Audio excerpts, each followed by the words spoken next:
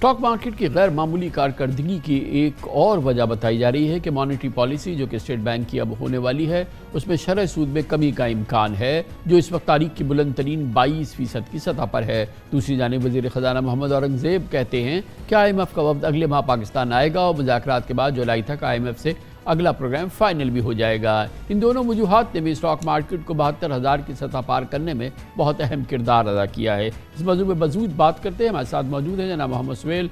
Chief executive officer top line securities. بہت بہت شکریہ سہیل صاحب۔ یہ بتائیے گا کہ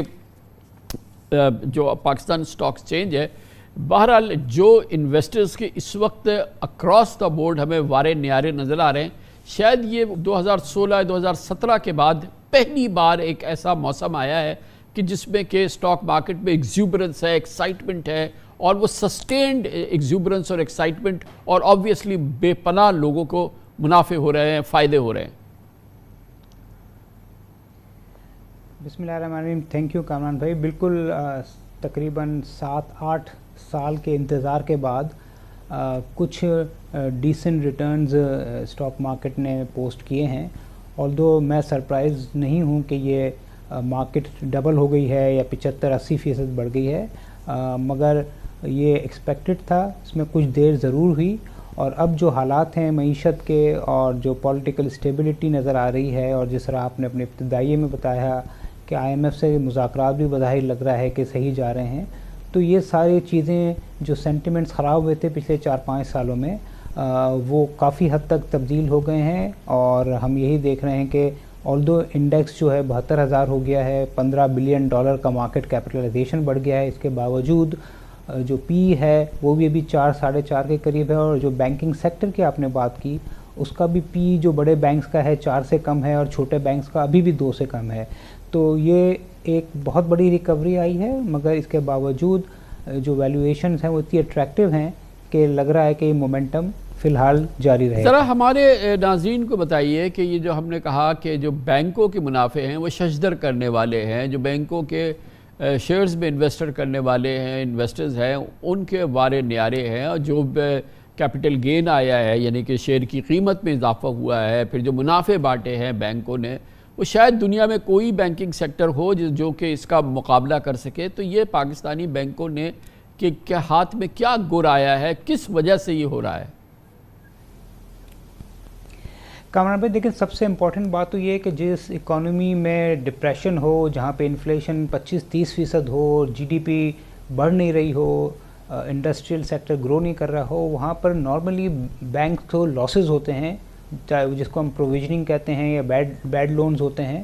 کیونکہ جو سرمایہ کار ہے جنہوں نے بورو کیا ہوتا ہے بینک سے وہ ڈیفالٹ ہو جاتے ہیں۔ مگر الحمدللہ پاکستان میں پچھلے 20-25 سال سے اسٹیٹ بینک نے بہت ہی اچھا کام کیا ہے ریگولیٹ کرنے کا، اور فائنینشیل ڈسٹریس کے باوجود، اکانومک ایشوز کے باوجود بینکنگ سیکٹر جو ہے وہ فائنینشلی بڑا اسٹرانگ رہا۔ تو ایک تو یہ چیز تھی جو ہمیں ڈفرینشیٹ کرتی ہے دوسرے ممالک سے۔ دوسری جانب چونکہ حکومت پاکستان بہت بڑی بورور ہے، فسکل ڈیفیسٹ پچھلے 4-5 سالوں سے 7-8% ہے، اور انٹرسٹ ریٹ 20% ہو گئے ہیں، اور ملک میں آدھے لوگ جو ہیں یا 1/3 لوگ ابھی بھی اپنا پیسہ کرنٹ اکاؤنٹ میں رکھتے ہیں، تو اس کا ایفیکٹ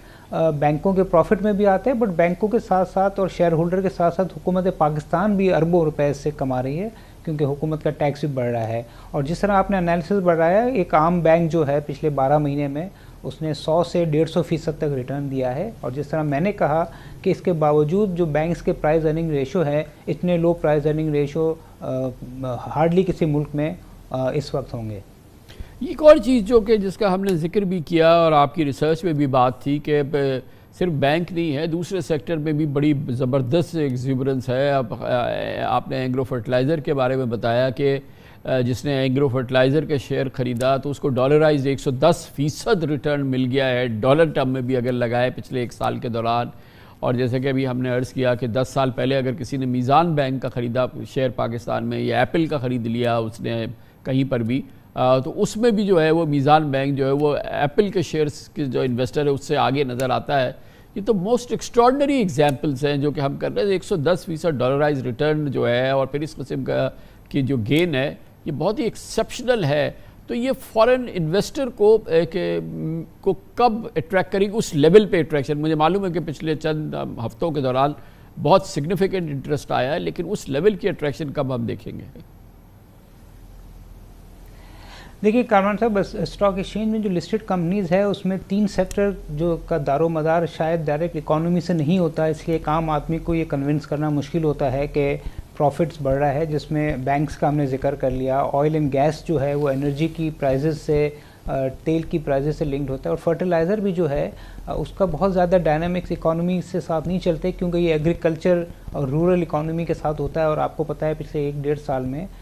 رورل اکانومی کافی اچھا پرفارم کر رہی ہے، رائس کی، ویٹ کی، کاٹن کی پیداوار کافی اچھی ہوئی ہے، اور یہی ہم نے دیکھا ہے کہ جو فرٹیلائزر کمپنیز ہیں جس کا آپ نے بھی ذکر کیا، ان کے پروفٹس بھی بہت ہی سبسٹینشیل بڑھ رہے ہیں، اور اسی وجہ سے جو ان کے شیئر ہولڈر ہیں ان کو فائدہ ہو رہا ہے۔ مگر فارن انویسٹرز کا آپ نے کہا، ہم جس طرح میں نے آپ کے پہلے پروگرام میں بھی کہا تھا کہ پچھلے 7 سال کے بعد اتنی فارن انویسٹمنٹ ہم نے دیکھی ہے، although وہ بہت سبسٹینشیل نہیں ہے، مگر جو نیگیٹو رخ تھا وہ پازیٹیو ہو گیا ہے، اور ہمیں جو کوئریز آ رہی ہیں اور جو انٹرسٹ آ رہا ہے اس سے لگ رہا ہے کہ یہ جو IMF کا لانگ ٹرم پلان ہو جائے گا تو مزید انٹرسٹ آئے گا، کیونکہ ابھی بھی کچھ خدشات ہیں کہ اگر اس پروگرام میں اگر ڈیلے ہوا یا یہ پروگرام نہیں ہو سکا تو پاکستان کی کرنسی پہ ایفیکٹ آئے گا، جس کے چانسز کم ہیں، مگر جب یہ کلیئرٹی آ جائے گی تو ہوپ فلی مجھے لگتا ہے کہ ایک ڈیسنٹ فلوز فارنرز کے جو آ رہے ہیں وہ مزید آئیں گے۔ تو یہ جس قسم کی ہم نے سرج دیکھی ہے انڈیکس میں، اور پھر ظاہر ہے کہ انڈیکس میں اس کے ساتھ جس پرسنٹیج پوائنٹ میں جس طرح سے کوئی 100% اضافہ ہو گیا ہے، ان تمام کیفیات میں دنیا بھر میں تو یہ دیکھا گیا ہے کہ اسٹاک مارکیٹس میں پھر کوئی کریکشن آتی ہے، اور پھر ایک کریکشن جو ہے تو کیا آپ کے کیا اندازہ ہے کہ کیا یہ وہ ماحول ہے جس میں کہ اب ایک کوئی کریکشن آپ ایکسپیکٹ کر سکتے ہیں؟ مگر کہ بہرحال خبریں یہ ہیں کہ انفلیشن کم ہو رہا ہے، انٹرسٹ ریٹ کٹ سکتا ہے، پھر یہ کہ IMF کا پروگرام ہمارے پاس آنے والا ہے، اس میں تو ہم دیکھیں گے، اندازہ تو یہ ہونا چاہیے کہ اس سے سرج یہ جاری رہے گی۔ دیکھیں کریکشن آتی رہتی ہیں، اور ہو سکتا ہے کہ شاید آنے والی مانیٹری پالیسی میٹنگ میں اگر انٹرسٹ ریٹ نہیں کٹے تو شاید کریکشن آ جائے۔ اس کے علاوہ بھی اگر کوئی IMF کی ایسی کنڈیشن آ گئی جس کو حکومت کو، عوام کو پاس آن کرنے میں دشواری ہوئی تو بھی کریکشن آ گئی، مگر یہ بل رن ہے اور ویلیویشن اتنی اٹریکٹیو ہیں کہ اگر جہاں پہ مارکیٹ 3000 پوائنٹ بڑھتی ہے تو وہاں پہ 1500 پوائنٹ کریکٹ بھی ہو سکتی ہے، تو کریکشن ضرور آئے گی، مگر کوئی اتنی سبسٹینشیل کریکشن نہیں آئے گی کہ انویسٹرز کا کانفیڈنس شیک ہو۔ اوورآل جو ٹرینڈ ہے وہ ویلیویشنز کو دیکھتے ہوئے اور آنے والے IMF کے پروگرام کو دیکھتے ہوئے